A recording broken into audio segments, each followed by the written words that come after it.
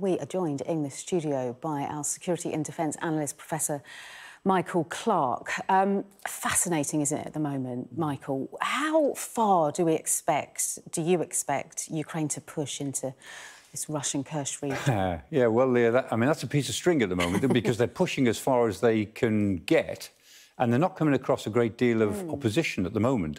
I was looking at the area that they occupy, and they're moving. I mean, even the Russians are admitting that they've been fighting at Tolpino, which is outside the main area up in the north. They're fighting at Zurovili. They're fighting at Kolochilovka, or at least there is fighting at Kolochilovka, which is not part of this enclave.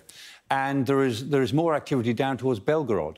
What the Ukrainians, for once, are trying to do to the Russians, what the Russians have been doing to them, which is stretch them to actually create issues along the border in other places to take pressure off the enclave that they've created. And this enclave, this Kursk pocket, is getting bigger all the time. So at the moment, it's actually now about 45 or 50 miles long, and it's about 20-odd miles wide. So this pocket is getting larger, and it's based on Susa, but equally it's moving. I mean, on other maps that we're being very conservative about this, but there are quite a lot of other maps which show advances down to the southeast and further advances up to the northwest.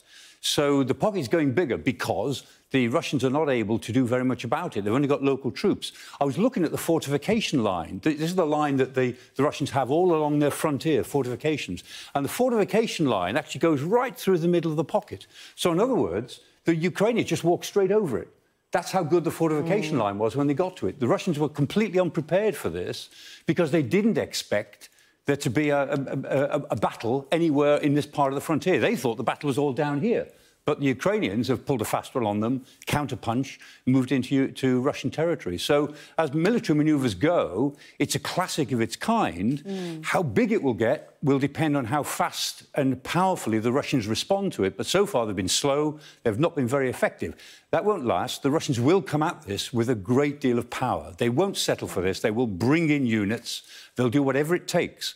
But how long that will be kind of depends on them more than the Ukrainians. We've spoken so many times about Russia being, you know, on the front foot with this. How long do you think Ukraine can maintain this position? It depends on how many troops they want to put into it. I mean, we know they've got more troops in the Sumy region, and they don't pull them together in one place or they'll be vulnerable. But we know there's quite a lot of troops and equipment spread across the Sumy region. And what they will do, they can do, is bring them together quickly and then move into the pocket to reinforce.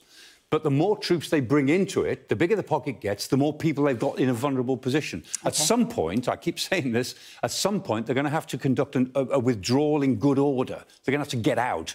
It's called breaking contact. You know, breaking contact with the enemy. You've got to find a space. If the enemy are attacking, you've got to find 2 or 3 miles of space where you can break contact and then withdraw. It's also known as getting the hell out of there while you still can. And at some point, they'll have to do that, but not yet. They are exploiting it as far as they possibly can. And at the moment, it's the Russians who are on the back foot in this one area. Sure. Elsewhere on the front, the Russians are still pushing, the Ukrainians are still in trouble, but they're hoping that this will actually reverse the dynamic and make the Russians bring in better units, good units, to actually create this moment when the Ukrainians will then say, OK, we've had enough, we're off. Fine. OK, Michael Clarke, thank you. Fascinating, as always.